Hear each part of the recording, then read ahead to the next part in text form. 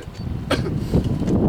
Donc, chers et chers camarades, il y a 335 ans, les 26 et 27 mars 1886, 19 camarades ouvriers étaient assassinés par les milices bourgeoises et le gouvernement réactionnaire de Léopold II lors de la répression menée contre les grèves insurrectionnelles qui avaient commencé 10 jours plus tôt dans le bassin liégeois.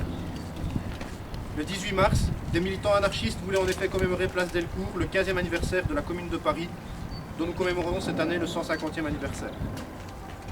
La Commune, premier État ouvrier, fut fondée par le peuple de Paris en opposition aux politiques antipopulaires du gouvernement républicain et réactionnaire d'Adolphe Thiers, qui avait pris le relais du Second Empire après la défaite contre la Prusse. La République que les travailleurs de Paris, mais aussi dans de nombreuses autres villes de France, ils la voulaient sociale.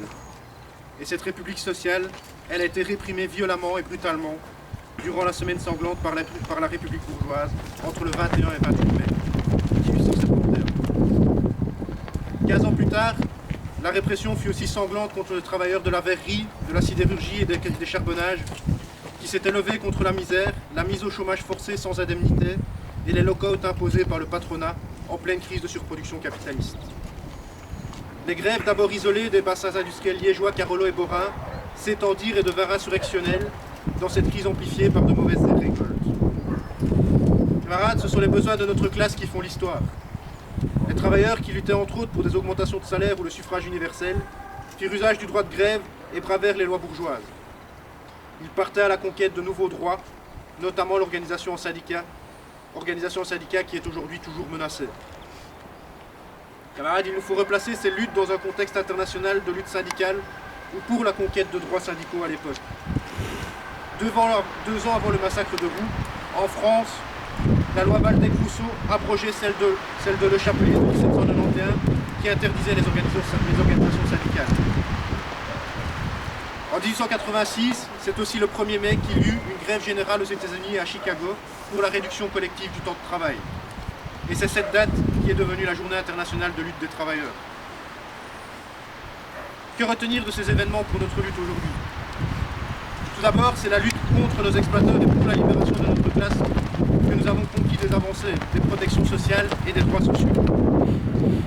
D'aucuns reparlent des avancées en termes d'hygiène et de santé, à une époque où frappait encore la peste et le choléra.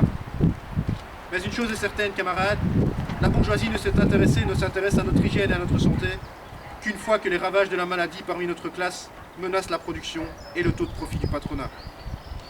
On le voit encore aujourd'hui, avec des confinements variables selon les besoins du capital.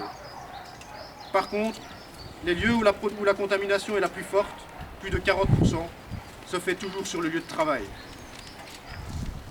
Par ailleurs, si les grévistes de 1886 luttaient contre la misère, la malnutrition et des logements insalubres, combien de travailleurs aujourd'hui vivent encore dans des taudis, dans des appartements minuscules à des prix exorbitants? Combien de travailleurs doivent encore aujourd'hui choisir entre nourrir leurs enfants ou se nourrir eux-mêmes? Ce contre quoi nous luttons, la crise sanitaire l'a révélé aux yeux de tous. Une deuxième leçon, camarades, à retenir des événements de 1886, c'est que la bourgeoisie fera toujours appel et toujours usage à la répression. De la Commune à aujourd'hui, en passant par Roux et les Gilets jaunes. En 1886, le Parti libéral campa sur ses positions et renforça l'arsenal juridique répressif, tout comme aujourd'hui le gouvernement va essayer de faire passer une loi pandémie reprenant les arrêtés ministériels de répression pour museler toute opposition. Ce qui se passe en Italie va certainement arriver ici. Les travailleurs de la logistique chez FedEx TNT qui avaient gagné après 13 jours de grève ont été réprimés il y a 2 mois avec des amendes et des surveillances et l'arrestation de 2 délégués du syndicat SICOM. Seule la mobilisation continue des travailleurs a permis leur libération ce 26 mars. Seule la lutte paye. Troisième leçon, camarades, de 1886, c'est la nécessité d'un véritable parti révolutionnaire d'avant-garde, rôle que n'a jamais pu remplir le POB, né 1 an avant le massacre de Roux. Le POB rassemblait des forces hétéroclites et réformistes, ce que la charte de Carnot en 1894 a confirmé. Ce qui reste une référence pour la social-démocratie comporte des éléments qui la rapprochent du programme de Gotha tant critiqué par Marx. Quatrième leçon et dernière leçon, camarades, c'est le suffrage universel, qui était une des principales revendications de 1886 et du mouvement ouvrier, qui a été conquis en 1919 pour les hommes et en 1948 pour les femmes. Et bien ce suffrage universel, il ne suffit pas à faire du système d'exploitation qu'est le capitalisme une véritable démocratie. C'est bien la destruction de cet ordre social barbare pour laquelle nous luttons. Construisons ensemble un front unique à la base, classe contre classe pour la révolution et le socialisme. Gloire et honneur aux martyrs de Roux et de la Commune, ils sont éternels. C'est la lutte finale, vous pour nous et demain. L'internationale sera le genre humain.